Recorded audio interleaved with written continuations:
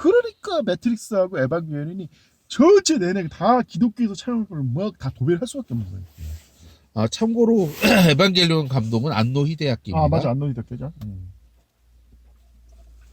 그래서 연상호도 그 본래 하고 싶은 거는 기독교가 아닌데 기독교를 자신이 할 수밖에 없는 그 상황에 내버렸고 그것이 지옥이다. 사실 왜냐면 지옥을 제대로 다루고 있는 그 종교는 기독교밖에 없어요. 음.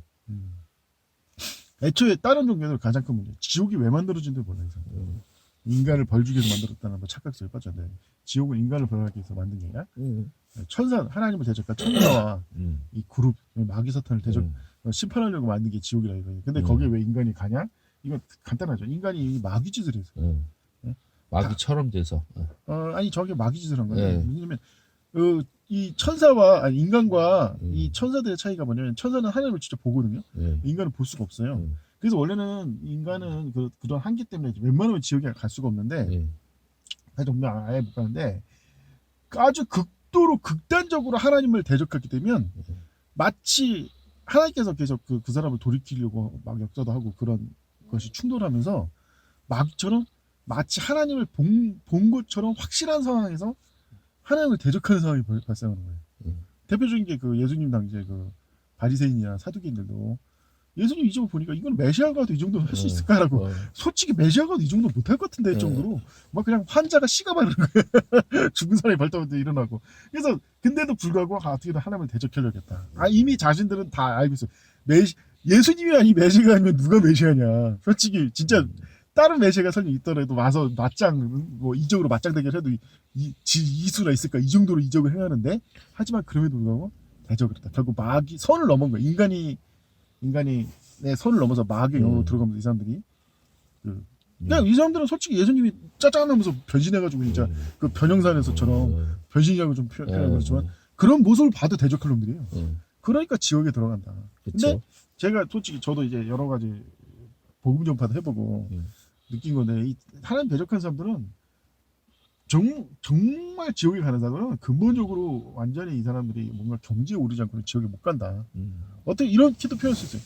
인간이 이 세상에서 가장 하기 어려운 일이 지옥에 가는 거예요. 왜냐면 인간의 본성은 본성적으로 갖고 있는 두려움을 초월해야 되니까.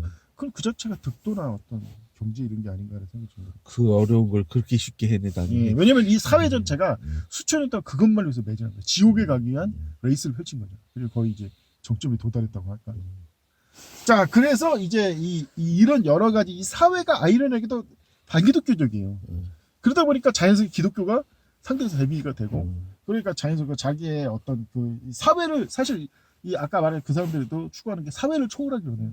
사회를 초월하고 세상을 먼저 넘어서기면 자기 기독교밖에 답이 없는 거다. 그러니까 연상으로 기독교를 한 거다. 자, 그렇다면 그 기독교적인 요소를 한번 따져볼까요, 우리가? 예. 그 풍마사님은 그 드라마를 보면서 기독교적인 요소로 뭐를 느꼈습니까? 일단 첫 번째로 뭐냐면 그 부모의 희생으로 태어난 아이. 그러니까 최초로 그 처벌을 피한 아이. 예. 이제 그게 이제 그 메시아의 탄생 느낌이 좀 있었어요. 그렇죠. 바로 그 동방 박사와 그 마리아 뭐 그 비슷하게 그런 나도 딱 그 개념 보고서 역시 그렇구나. 그리고요. 그 다음엔 뭐냐면 이제 얘네들이 가장 그 부분이 전 딱 이상이 그런데 한마디로 그 혼란에 빠지잖아요, 얘네들이. 왜냐하면 이제 갓 태어난 신생한테 이 죽음이 전해지자 갑자기 이걸 어떻게 처리해야 놓고 그 막 블랙 코미디가 펼쳐지는데 그때 얘기를 하는 거예요. 원죄론을 인정해버리면 우리가 기독교랑 뭐가 틀려집니까? 그 대사가 있었군요. 네. 그러자 이제 얘기하기를 이거밖에 없다니까요. 막 그러니까 그러면 차별성이 없어져가지고 결국 우리가 기존 기독교에 다 흡수된다고 우리 교사 쪼그라들 거라고 얘기를 합니다. 그러니까 가장 큰 어떤 차별점이 원죄론이 있다는 거죠. 그러니까 뭐 그런 식으로 얘기가 나오면서 그러니까 거기 얘기는 뭐냐면 그러니까 기독교는 그 이야기의 핵심 뭐냐면 기독교는 완벽한 체제가 있는데 자기네들은 이 현상을 이용해서 이렇게 좀 차별을 둬가지고 새롭게 만들어졌는데 이 차별성이 사라지면 결국 기독교에 흡수당한다라는 얘기를 하는 거예요. 사실 그 참 의미심장한 얘기네. 예. 그 외에 달다른 건 없었나요? 뭐 그밖 개 것들은 사실 천사와 악마라고 불려지는 존재들이 등장해서 경고를 한다던가 이게 사실은 이제 그 선지자잖아요. 메시아 선지자들에게 이제 그런 식의 어떤 계시가 주어지잖아요.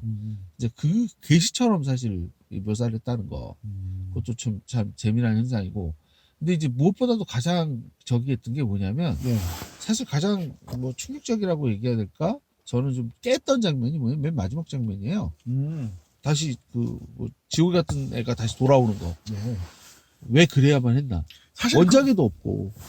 원작에도 없고. 그렇죠. 이게 사실 그게 알고 보면 되게 간단한 건데요. 매트릭스라든지 이 여러 가지 사례가 있어요. 그냥 이 얘기 나온 김에 얘기를 하죠. 어떻게 된 거냐면 그게 매트릭스 요즘 분석하는 사람들이 말한 게 매트릭스의 실제 매트릭스 그냥 보기 기독교인데 실제 그 내면에 있는 거는 그 사람들이 그 여섯시키 남매가 무슨 남매인지 청제인지 남매인지 하여튼 이 두 사람이 추구했던 게 힌두교다 이거예요. 그쵸. 그래서 힌두교 요소를 막 넣었다 이거예요. 그럼 왜 힌두교일까?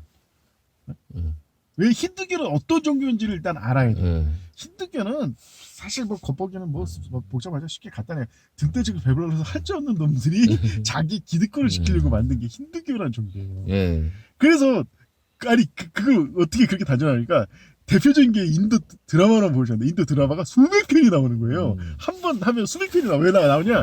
자꾸 윤회를 해서 걔네들이 이때는 뭐 이때는 여자가 뭐 주인이고 남자가 하인이었다가 윤회를 하니까 이번에는 여자가 하인이고 남자가 주인이었다가 그 다음에 원수지겠다. 그걸 계속 물고물고 있는 거예요. 수백 편을. 그러니까 윤회라는 개념을 예를 하면은 이게 마치 그 다람쥐 쳇바퀴 돌듯이 거기 안에서 뱅뱅 도는 사실 불교에서는 이걸 지옥이라고 표현하거든요. 불교에서 말하는 실제 지옥은 이거예요. 영원히 이 굴레에서 못 벗어난 이게 진짜 지옥이다. 이것을 벗어날 수 있는 게 구원이다. 해탈.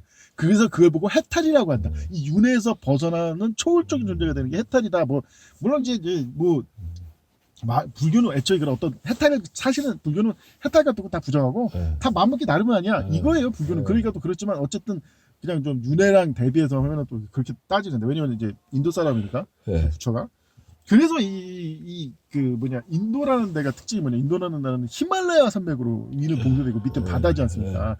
그래서 웬만해서 침략을 당하기 어려워요. 그 사실 사람들이 몰랐는데 중국 같은 경우는 기병들을 밀고 들어오니까 한 방에 나라가 무너질 수 있지만 보통 바다를 통해서 침략하는 거는 웬만한 도시국가 아니면 침략해서 성공하기가 어려워요. 그만큼 바다로 병력을 수송하고 물자 수송하는 게 어렵기 때문에 임진왜란이 뭐 2차 세계전까지도 임진왜란의 그 상륙작전 기록이 안 깨졌다고 하는 게 그 다 이유가 있어요. 그만큼 상륙이 어려워요. 그러다 보니까 인도는 엄청나게 방벽으로 보호되는 나라입니다. 그 거대한 대륙이. 그러니까 이 가문이 막 수천 년, 수백 년을 막 내려오면서 애들이 핵심은 뭐예요? 이 즐겁고 이런 좋은 행락을 얼마나 오래 버티느냐. 그래서 사실 윤회가 발달한 거예요. 너희들 왜 못 먹고 있어? 전생에 바보 죄를 많이 했어. 지금 이렇게 복종 잘하고 집 분수하고 살면 다음에 왕자로 태어나고 막 이런 식으로 막 뻑뻑이 날린 거죠.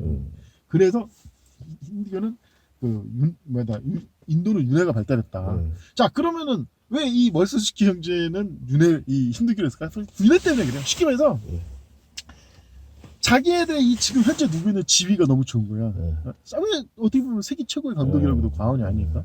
뭐 어떤 사람은 심지어는 매트릭스가 세계 최고의 영화다 이렇게까지 표현할 수 있을 정도로 어쨌든 뭐 진짜 열손가락 안에 드는 엄밀한 감독이고 그러니까 이런 자신의 그런 거를 어떻게 하면 유지할 수 있을까. 그리고 플러스 그러면서 또 자기 개발도 되는 거예요.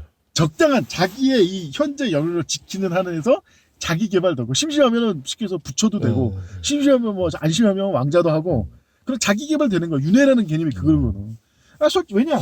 윤회라는 개념은 굉장히 윤회 가지고 똥파리로 윤회했다는 사람 본 적이 없어요. 물론 가끔가다 인도 영화에서 뭐 모기가 됐다 이런 얘기는 본 적이 있는 것 같은데 꼭 사람으로 윤회하는 거야. 왜 그러냐?